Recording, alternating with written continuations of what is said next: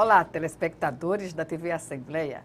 No mês em que se comemora o Dia Mundial da Água, nós trazemos hoje aqui no Frente a Frente o secretário municipal de Meio Ambiente e Recursos Hídricos do município de Rio Largo. Com ele vamos saber da política ambiental do município, entre outras questões relacionadas à pasta. E eu agradeço antecipadamente aqui a sua presença, secretário. Obrigado. E comecemos justamente com essa discussão ampla que vai acontecer dia 29, na UFAL, para tratar de defesa das águas dos rios Mundaú e Paraíba do Meio.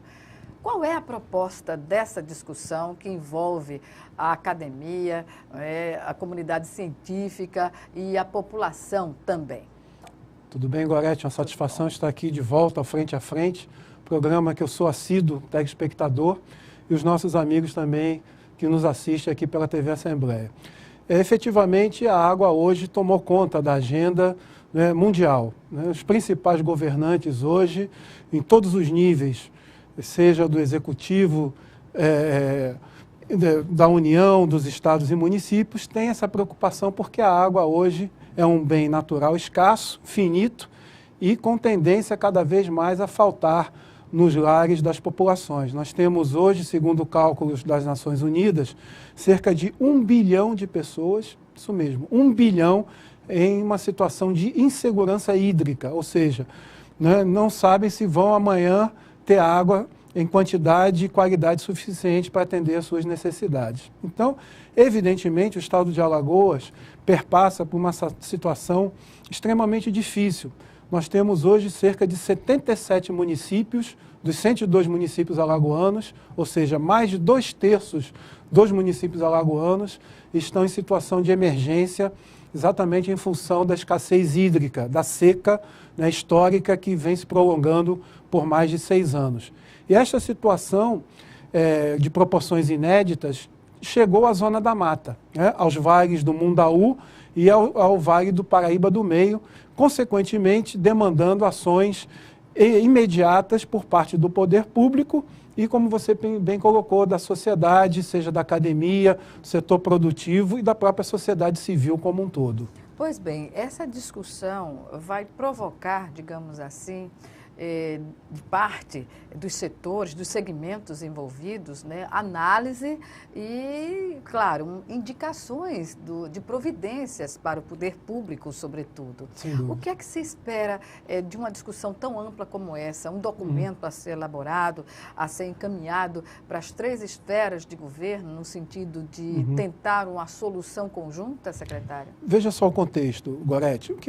Nós iniciamos esse trabalho a partir de uma determinação do prefeito Gilberto Gonçalves, no sentido de que nós iniciássemos estudos com relação à recuperação e à revitalização do rio Mundaú, inclusive é o rio que dá nome à cidade, Rio Largo, porque exatamente neste município ele se torna mais largo. Nós temos cerca de 25 quilômetros em que o rio passa no território rio-larguense.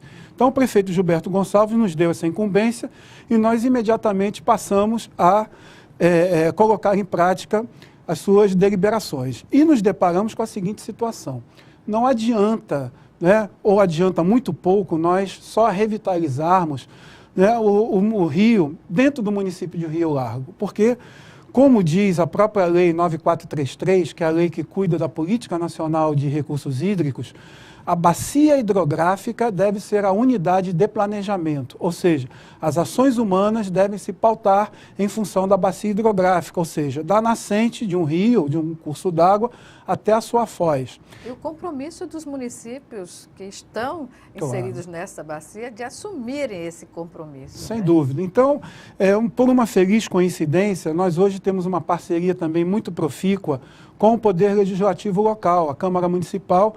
Temos uma vereadora que é bióloga, a vereadora Patrícia Pinto, que de imediato se engajou nessa luta, nesse movimento, e nós então começamos a estudar formas de tentar minimizar, mitigar e reverter a situação hoje extremamente complexa com relação ao rio Mundaú. Degradante até. Demais. E não só do rio Mundaú, né, da bacia hidrográfica do rio Mundaú, que nasce no município de Garanhuns, estado de Pernambuco, mas também do rio Paraíba do Meio, né, no Vale do Paraíba, que também é um outro rio federal, porque ele perpassa em 2 estados, Alagoas e Pernambuco, nascendo em Pernambuco e desaguando aqui em Maceió. Então, são 2 rios com muitas similaridades e também com muitas carências. A principal carência, indubitavelmente, é a ausência de saneamento básico. Não é? Esse é o grande problema. Em todo o entorno, todo o percurso do rio. Todo o percurso do rio. Recebe dejetos de toda a natureza. Exatamente. Então, nós que tecnicamente nós dizemos que nós estamos a jusante, ou seja, abaixo, né, daqueles municípios todos, ele nasce em Garanhuns. Então, aqui no estado de Alagoas, no caso do rio Mundaú, você tem São José da Laje, Santana do Mundaú, União dos Palmares, Murici, Branquinha, Rio Largo, até chegar em Maceió. Ora, em todo esse percurso ele vai recebendo a carga de esgotos, né, sem tratamento, são esgotos in natura, praticamente são lançados na calha do rio e vão desaguar aqui em Maceió, no chamado CELME, né, o Complexo Estuarino Lagunar Mundaú-Manguaba, né, cuja situação hoje é extremamente delicada. Né? A Lagoa Mundaú, naquela região do Dique Estrada, mais parece um pântano que uma lagoa. Exatamente, né? É um charco, né? Uma coisa terrível, por conta exatamente, não apenas... E aí vem uma questão que se avoluma, porque você tem toda essa carga de poluentes de todos os municípios, somado a isso uma carga extraordinária, né, da população que habita, né, toda aquela região lagunar, né, a começar pelas próprias favelas, aquela região toda ali do Trapiche, do Pontal, etc., com muito pouco saneamento básico e que vem comprometendo a qualidade das nossas lagunas e a situação também é muito precária na própria Laguna Manguaba. Né? A gente fala lagoa, mas na realidade é laguna, porque elas se comunicam com o mar. Mas independentemente de lagoa ou laguna, todo mundo se chama lagoa, né? Então a gente pode perfeitamente chamá-las de lagoas. Popularmente lagoas. Mas o fato é que é uma situação extremamente alarmante. Mas existem outros fatores também que contribuem para que a situação hoje dos rios Mundaú e Paraíba sejam extremamente preocupantes. Situação, por exemplo, o barramento no estado de Pernambuco. Né? Pernambuco, por conta exatamente para atender às suas necessidades, né, os seus interesses socioeconômicos, construiu diversas barragens. Só o rio Mundaú tem cerca de 30 milhões de metros cúbicos barrados, é um volume extremamente significativo.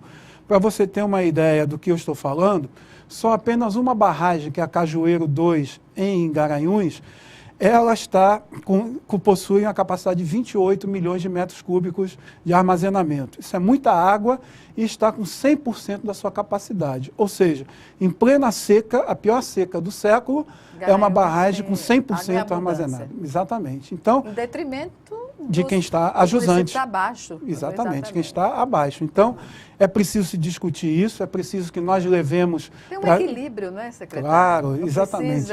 Isso é uma atitude institucionalmente egoísta que Sim. se tem de um problema que atinge todos esses municípios. Exatamente. Então, por conta disso, há uma situação emergindo para um conflito pelo uso das águas. E aí o nosso grande objetivo, talvez, como um produto final dessas discussões, este é o primeiro seminário, queremos levar provavelmente o segundo seminário para a Bacia do Paraíba do Meio, mas como um produto concreto, real, factível, é a criação do Comitê de Bacia Hidrográfica dos rios Mundaú e Paraíba do Meio.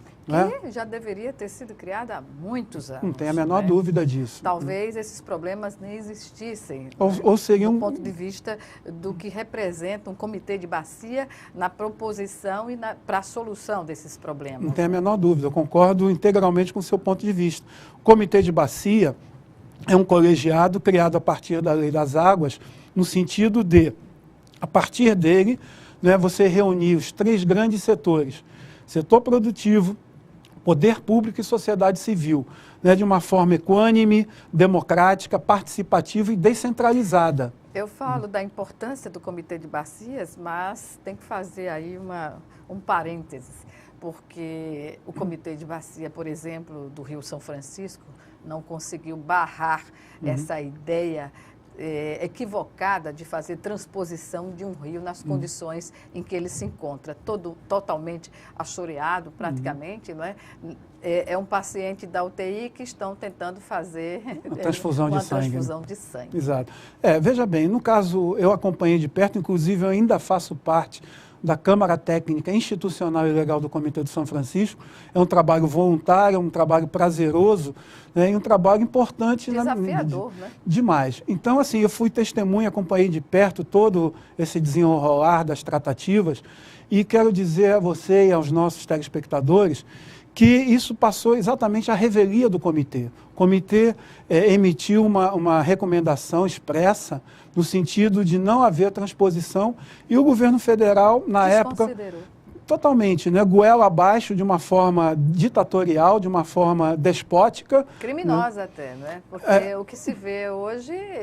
São palavras fortes, né? Mas é isso que a gente vê na internet, o que se reproduz, porque quando se faz o poder público faz algo que vai de encontro à população e ao meio ambiente, é uma atitude para no futuro responder criminalmente, né? O que acontece hoje é que, por exemplo, o canal que leva água para Campina Grande, talvez ele até se justificasse tecnicamente, porque Campina Grande é um município bastante populoso, cerca de 500 mil habitantes, e que estava prestes a entrar em um colapso hídrico, não é? Ser abastecido com carro-pipa. Então você imagina um município com 500 mil pessoas sendo abastecido por carro-pipa, uma situação extremamente preocupante. Até se justificaria esse canal leste, mas o canal norte, né, que vai levar água para o Rio Grande do Norte e para o Ceará, não há justificativa, porque o Rio Grande do Norte tem um estoque de água subterrânea mais do que suficiente para, há 200, 300 anos, mais ou menos é o cálculo que os especialistas fazem, abastecer tranquilamente a sua população. E custo inferior ao que se gasta hoje com a transposição. Claro, porque essa água ela vai custar, no preço final, um valor altíssimo, não é? Ela vai chegar porque tem que passar por N estações elevatórias, isso aí tem um custo de energia muito alto, e aquele sertanejo, né, que está num lugar ermo, no meio do sertão, difícil acesso, ele não vai chegar água para ele. Quem vai se beneficiar são os grandes agricultores, né, principalmente aqueles criadores de camarão para exportação, chamada carcinicultura, né, criação de camarão para exportação, e também a indústria da fruticultura de exportação. Então, são grandes empresários que vão se beneficiar dessa água em detrimento de uma população que vai permanecer carente e amíngua de promessas eleitoreiras. Mas, evidentemente, a gente... Por isso o termo criminalmente, né? Certo. Assim, eu me abstenho de usar palavras fortes. Condição, né, de gestor. Pois é. Mas, enfim, deixa você que você adjetive. Mas, voltando aqui para o nosso Mundaú, o objetivo fundamentalmente é este. Como você muito bem colocou, já era para ter sido criado, né? A Agência Nacional de Águas é recalcitrante em criar esse comitê, no sentido de dizer que talvez ele não fosse economicamente viável, porque o comitê, a ANA tem uma determinação de só criar comitês que sejam autossustentáveis. Todavia, nós já fizemos estudos, a Secretaria de Meio Ambiente tem estudos técnicos, econômicos, que apontam a total viabilidade, porque você tem inúmeras indústrias, usinas de açúcar, né, empresas usando milhões e milhões de metros cúbicos de água e não pagam um centavo. Então, o pagamento pelo uso da água bruta é fundamentalmente, né, uma viabilidade e uma forma também pedagógica de você educar a população e, consequentemente, ter um uso parcimonioso, racional, sustentável da água. Certamente. Secretário Marcelo Ribeiro, nós vamos chamar agora o primeiro intervalo do nosso programa, que volta em 1 minuto. Até já.